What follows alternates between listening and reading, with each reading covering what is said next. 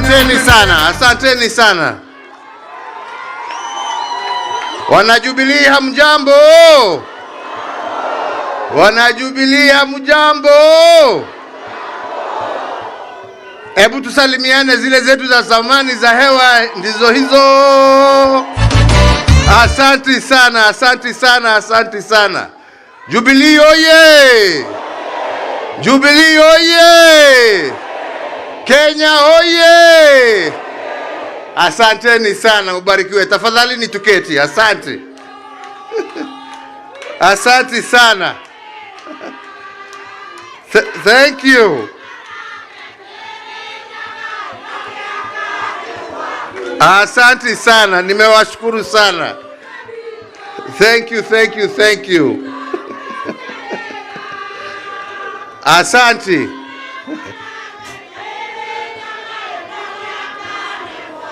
Asante sana. Thank you, thank you, thank you.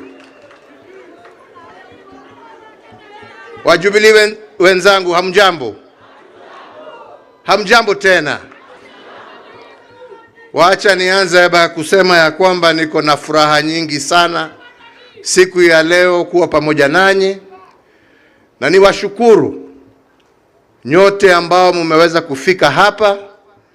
Nishukuru pia wale ambao hawakuweza kufika, lakini najua tuko pamoja na wao katika runinga na mambo mengine na social media.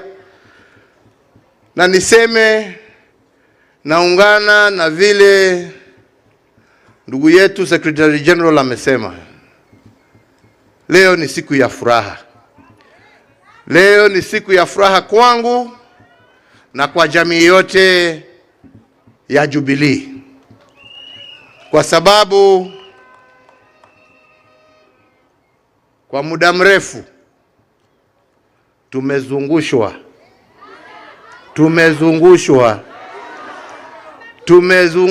na kusumbuliwa. Wachache wamelipwa, wengine wamejiita wakuu, lakini hakuna mkuu kushinda Mwenyezi Mungu, na tumejiona tukiwa hapa.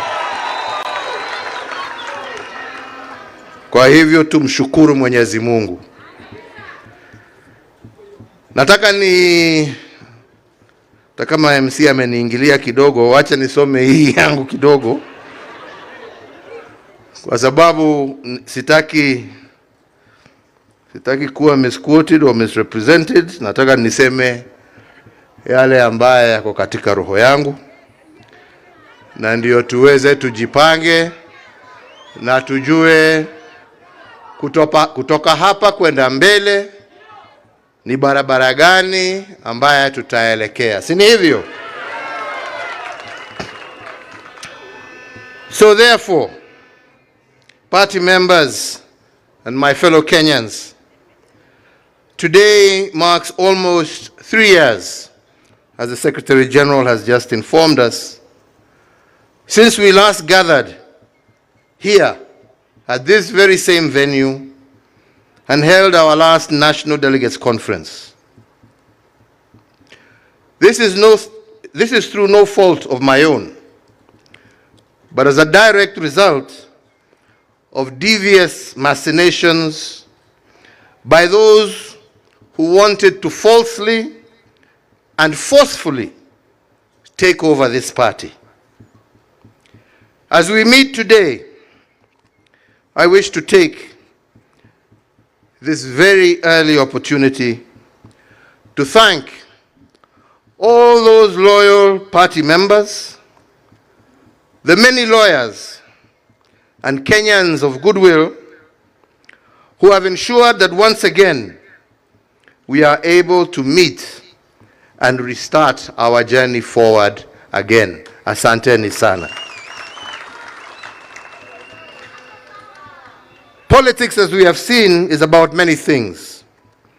But one thing that cannot be overridden is that politics is first and foremost about the collective will of the people, exercised either by members of the party, like we are here today, or by the citizens of a democratic nation through the ballot box. So it is my hope that from today we shall see the end of machinations and the start of a democratic process, because it is the people who will decide. Sio watu wachache kujifungia pahali ama watumwe na watu wengine, kwa sababu tunajua hata hawa ni kutumwa, walikuwa wametumwa. Ni wananchi, members wa chama ambao watachukua hatua na decision ya kutueleza mwelekeo wa chama utakuwa mgani, sio watu wachache pahali kidogo huko. So 3 years ago, at the end of a hotly contested general election, and amid an atmosphere of hostility, not only to our party, but to myself, members of my family, and members of my administration. But despite that, I stood at this same venue, ready to begin a process that should have been normal in any mature democracy. A process of rejuvenating our party and infusing it with new leadership, a new crop of leaders inspired by a new generation who would craft our party's future as well as our shared vision for our country. After having handed over the reins of state to a new administration in a peaceful and orderly manner, as you all witnessed, I expected the same for our party. Unfortunately, this was not to be, for reasons as explained. Ladies and gentlemen, I have been in active politics for the greater part of my life, 40 years plus. I have seen its good, I have seen its bad, and even its ugly. But at every juncture, I have always tried to do my best in the spirit of service to my party, but most importantly, service to this country that I love. I have both lost elections and won elections, taking each in my stride, learning that in politics, you can never be led by bitterness, anger, or hate. That only deviates you from your mission and vision. Wale wanataka kuendelea na matusi, hiyo ni shauri yao.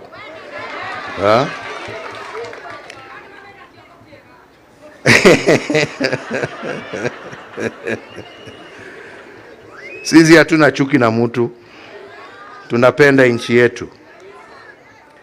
I have had my fair share of successes as well as challenges. But the truth of the matter is that none of this would have been possible if I myself, at an early age, had not been given the opportunity and support to take up various leadership positions in our country. As a party, under my administration, under my leadership, and courtesy of the Kenyan electorate, we have been a governing party for approximately 10 out of our country's 60-odd years of life since independence. Looking back, there are things we can be proud of, and admittedly, there are things that we could also have done better. As a party, we can say with pride that it was our administration that oversaw the implementation of a new constitutional order, and we did so within the stipulated timelines. As a party, we can say that we left behind a more connected country than we found it. We doubled the number of tarred roads, increased electricity connections from 35% of our population that we found to over 70%. We began the process of modifying dilapidated colonial infrastructure with the introduction of the SGR, the development of Lamu Port, the revival of Kisumu Port, amongst many others. In health, our Linda Mama, the removal of maternity fees in our health centers gave and saw great improvement in maternal health and improved child mortality rates. Our management equipment services saw medical equipment such as dialysis machines, scanning machines, laboratories, and other equipment become available to distant corners of our country, with counties like Mandera being able to carry out cesarean sections and other such operations for the first time since independence. In education, we restored the sanctity of our exams. We maintained the free primary education that we inherited from President Kibaki. We expanded the free day secondary education and reduced the burden of healthcare for our parents with the introduction of EduAfia for our students. In security, despite initial challenges, we invested heavily in our infrastructure, security infrastructure. We restructured our security organs and deepened an interagency approach, thereby ensuring that our security agencies were better able to handle both domestic and external threats. This machine that we built, however, was not to be used and designed to face its own citizens, and it is not supposed to have been a source of fear and conflict with our citizens. Ilikuwa ya kulinda wananchi, sio kuumiza wananchi.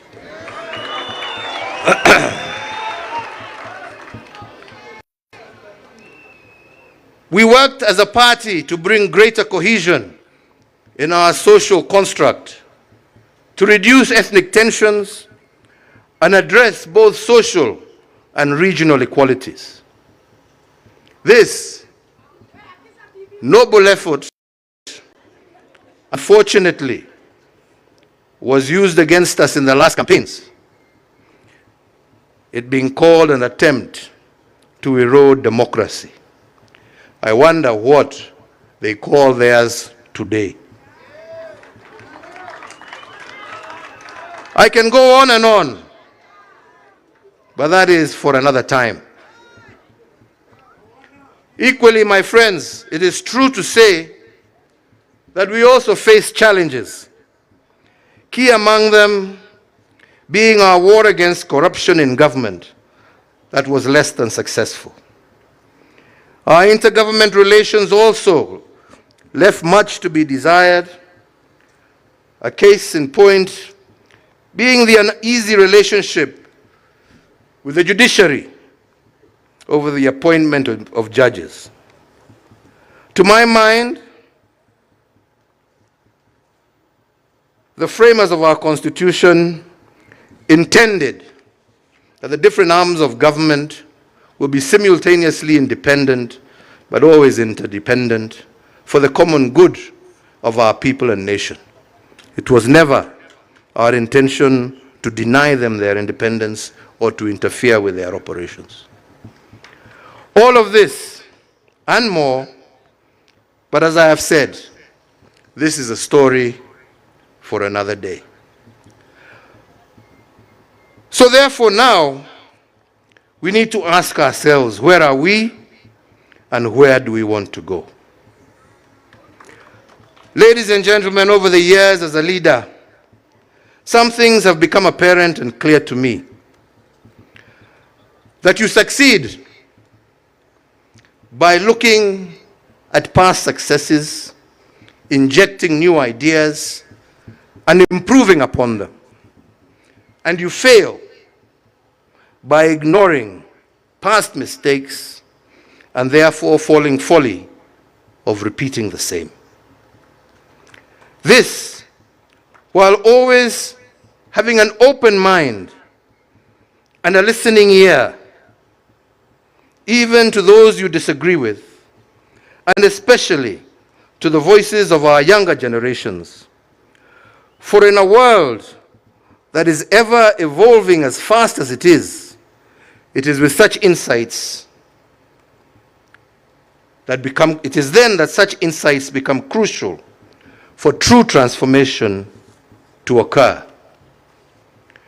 A balance of all this is what makes a stable and pragmatic nation, one that is filled with hope and not despair, a nation at peace with itself, and one that is able to transist with ease from one generation to the next.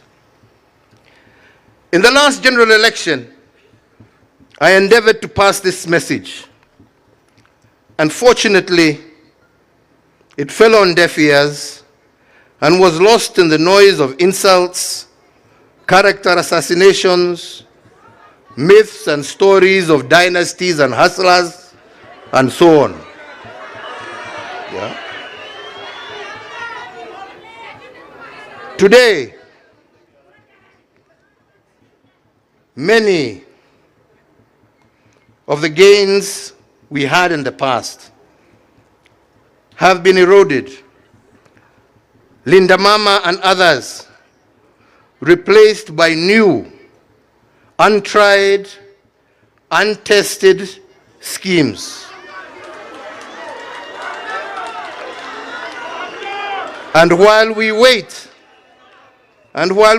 for these experiments to work, Kenyans suffer and our progress is retarded. As we continue to dwell in rhetoric rather than in progress, we repeat the mistakes of the past. Indeed, today, some of the truths we spoke of yesterday have become the reality check of today, while some of the myths and falsehoods have become the nightmare that many are living. So again, why are we here today?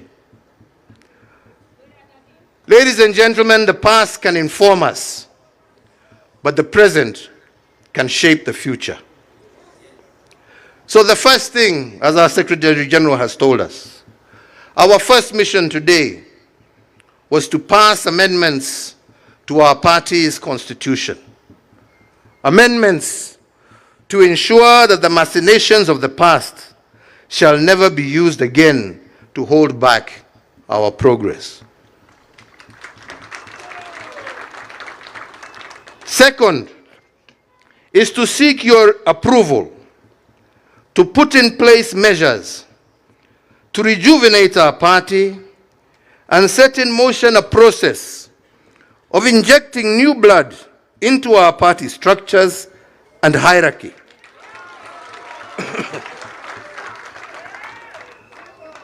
Men and women, especially the young, and when I say the young, I am not just saying young in body. We also want young in mind and spirit.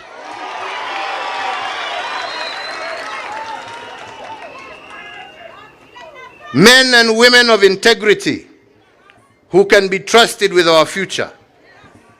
Men and women who have the courage to fight for what is right and just. Men and women with the patience to listen to those whom they wish to lead. Men and women with compassion for their fellow citizens. Men and women of wisdom, not pride. Men and women who know as human beings they can make mistakes, but stand ready to correct them. I have watched quietly the ongoings of the recent past and greatly admired the tribeless, steadfast courage of today's generations. A generation that knows what it wants and is determined to achieve it, whatever the cost. It is my hope today that as some of us give way, that those same young ones, with the same energy, conviction, and patriotism that we saw in the streets, you will be able to use them to transform the structures of our party. And ultimately, you yourselves enter the corridors of power and high office and take charge of your own destiny. You know what you want. It is not for me to tell you. You know what you want. You have the energy to get it. And time is on your side. Musibaki nyuma. In the next few weeks, we shall be rolling out our recruitment strategy across the country.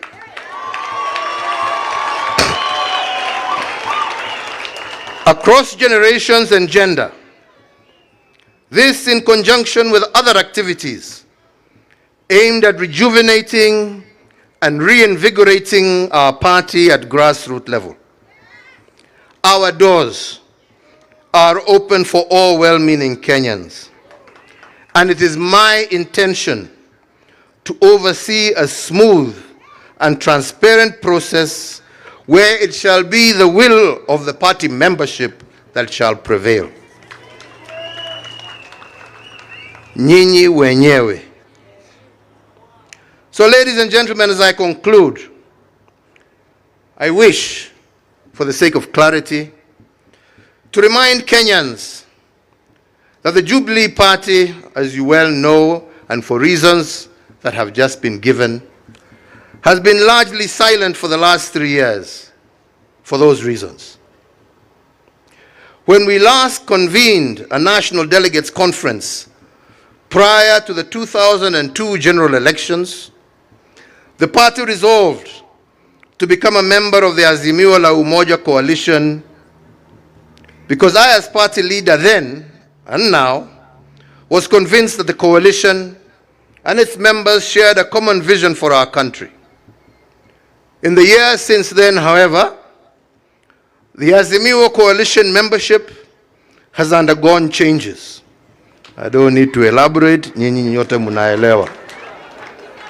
However, notwithstanding these changes, and as we speak today, the party, as per the decision of our organs, remains a member of what is left of this coalition, and any decision on whether to reinvest in it or leave it will be a decision for the party's new leadership to take when the time comes. Lakini sasa tuko pahali tulikuwa. Mimi sio mtu wa kupiga reverse na kona kila siku. But make no mistake when I say that. Like any other political party, we shall be preparing for the next general election, and doing so in earnest. And it remains our firm intention to field the best possible candidates for all elective positions. We shall either do this on our own, or we shall do this in concert with like-minded political movements.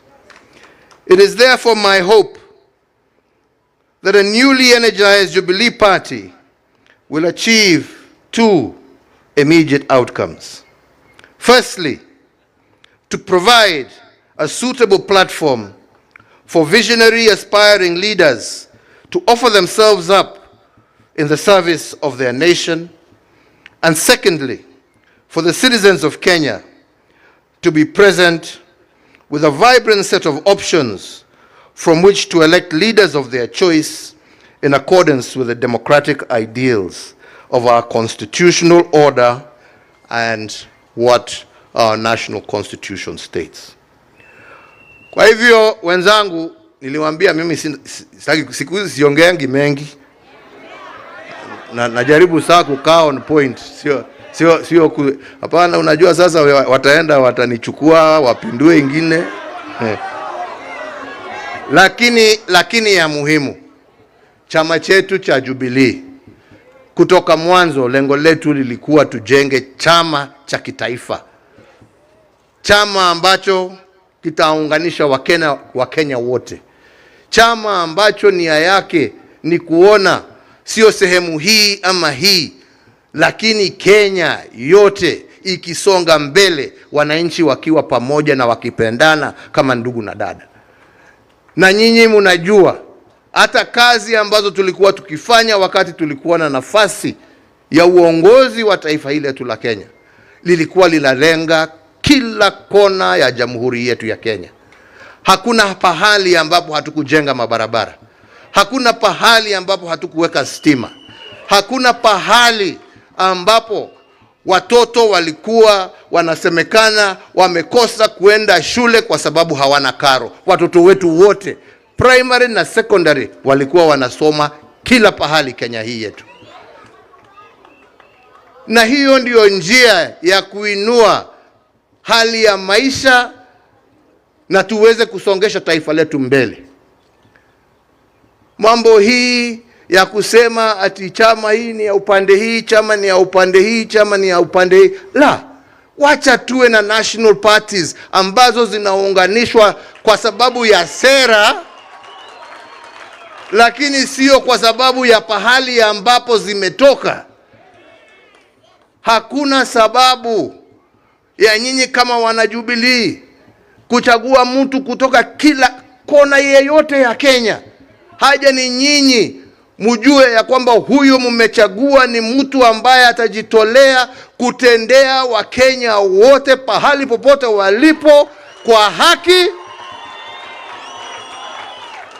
bila kupora na bila kutenga mtu yeyote.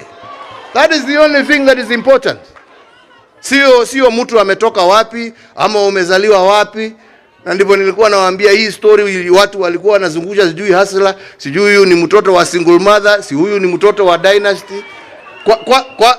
Mimi najua watoto wangapi wa single mother ambao wamesoma vizuri sana na wameendea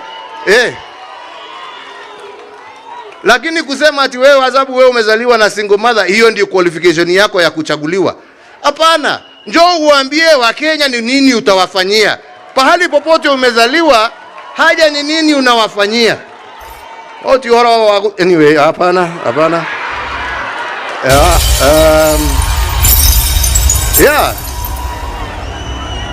Kila mtoto, uwe umezaliwa kwa nyumba ya matope, uwe umezaliwa kwa nyumba ya dhahabu, kila mtu ako na nafasi ya kuongoza taifa hili letu la Kenya. Haja ni apatiwe nafasi. Na tunataka sisi iwe chama chetu cha Jubilee ndicho kitapatia Wakenya wote bila kubagua nafasi ya uongozi katika taifa letu la Kenya. Na hiyo ndio lengo letu. Na hiyo ndio nimesema, na nitahakikisha mimi nimesimamia hiyo process mpaka mwisho. Na ndio zile shida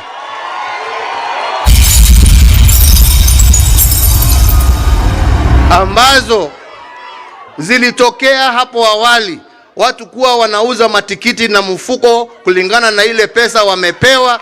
Hiyo system imeisha. Transparency itakuweko in all the processes that we shall follow. Na mtu kama ni kiti unataka, wenye viti ni hawa, waongeleshe na uwaongeleshe vizuri. Ama ni namna gani? Tumekubaliana wenzangu? Na mimi nitajitolea sasa, kwa sababu tumesema tunataka kuanzisha recruitment drive, kuanza kuzunguka mashinani kila area, tupatane na nyinyi, tuongee pamoja na nyinyi.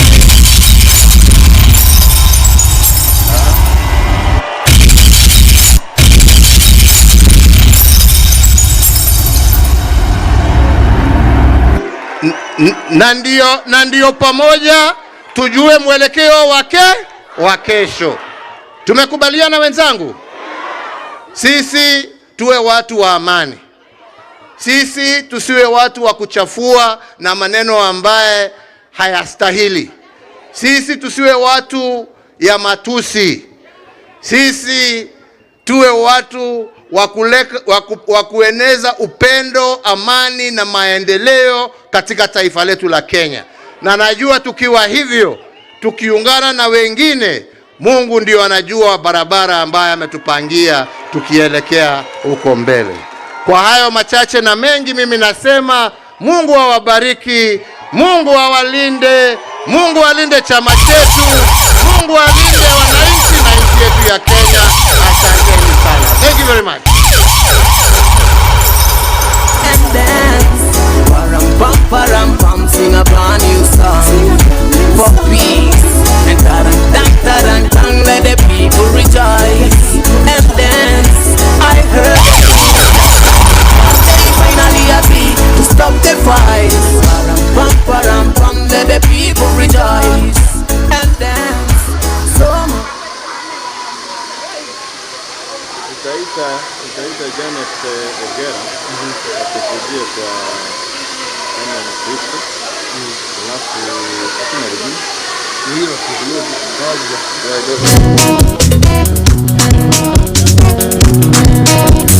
Muteo yo mokona mahandiro neawa natotia menyaga ati uri murio itauki wanjuki